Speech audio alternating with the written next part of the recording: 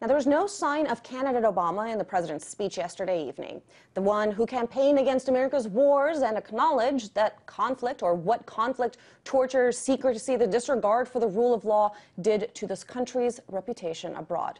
Instead, we heard this. This generation of heroes has made the United States safer and more respected around the world. For the first time in 9 years, there are no Americans fighting in Iraq.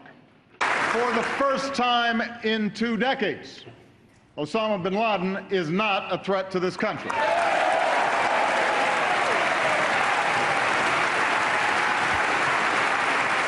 Most of al-Qaeda's top lieutenants have been defeated. The Taliban's momentum has been broken, and some troops in Afghanistan have begun to come home. Of course, he didn't mention the fact that some 15,000 U.S. diplomats, federal employees, and contractors still remain in Iraq. And it took the New York Times to fact-check Obama's incorrect claims of victory against the Taliban. And of course, there was no mention of the drone strikes that continue as part of the never-ending war on terror, or the slow but steady erosion of freedoms and civil liberties right here at home. Now, on the domestic front, the rhetoric was dripping with optimism. President Obama's third State of the Union address laid out a vision of America in which everybody gets a fair shot at economic success, and everybody, including the wealthy, plays by the same rules as the average citizen. Obama lashed out at banks, Wall Street, and the corrupting influence of money in politics. It was almost as if the president was speaking down in Zuccotti Park. So did Obama's words resonate with the Occupy Wall Street movement? Well, for the answer, let's turn to activist and Daily Kos writer Jesse LaGreca, who's with us in our New York studio. Jesse, what'd you make of the president's speech? I think there were good things and there were things that were not so good. I think the rhetoric matches the tone of the country because working class people need an answer. And the president certainly can't go out and tell us that things are going terrible and that there's no recovery in sight. So he tries to trump up what the wonderful recovery we're undergoing and how America's coming back. But the reality is that that hasn't reached the average person on the street. People in their neighborhoods don't see that taking effect. And what we need is more, not just nice words in a speech. Well, it's interesting. You bring up the issue of more, I presume, sort of action by the government. And, you know, one of the themes of this speech was fairness, the idea that everyone has a fair shot. I want to play you a quick soundbite that I think we have from President Obama yesterday. Millions of Americans who work hard and play by the rules every day deserve a government and a financial system that do the same. It's time to apply the same rules from top to bottom. No bailouts, no handouts, and no cop-outs. An America built to last insists on responsibility from everybody. Now, Jesse, you don't see anything potentially, I don't know, hypocritical about what he just said? I mean, it sounds great, but any indication that there's actual action to back up that kind of rhetoric?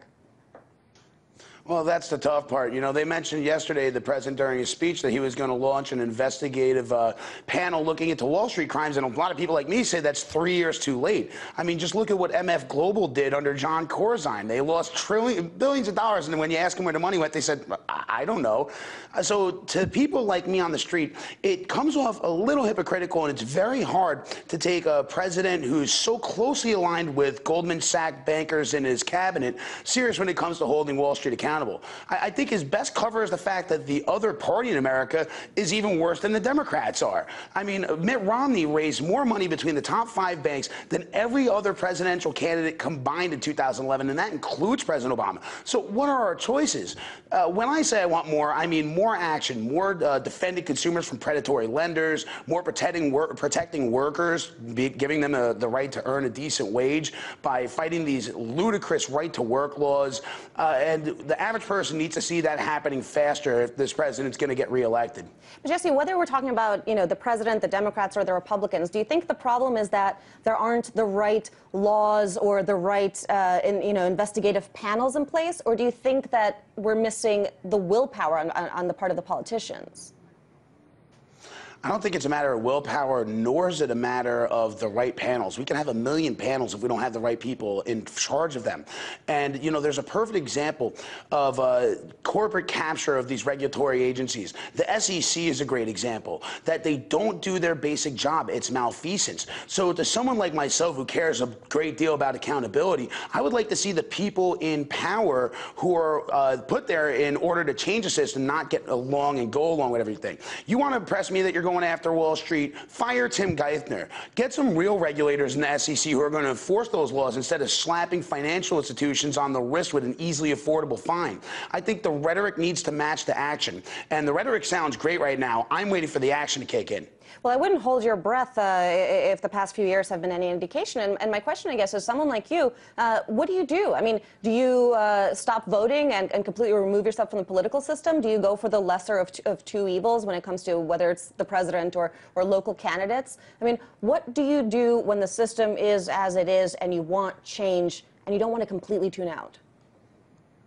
Well, to me, I think the worst thing individuals can do is not vote. I think by not voting, we empower the special interests that want to dominate our democracy. At the same time, I tell people local politics matters a lot. And those elections are often decided by, you know, maybe 100 votes or so. So if you really want to change your neighborhood, I'd say get involved in your local politics, you know, be a voter, maybe even be a candidate if you think that the candidates in the field aren't suitable. But on the long haul, one of the nice things about this president is he has a positive message as compared to the other guys.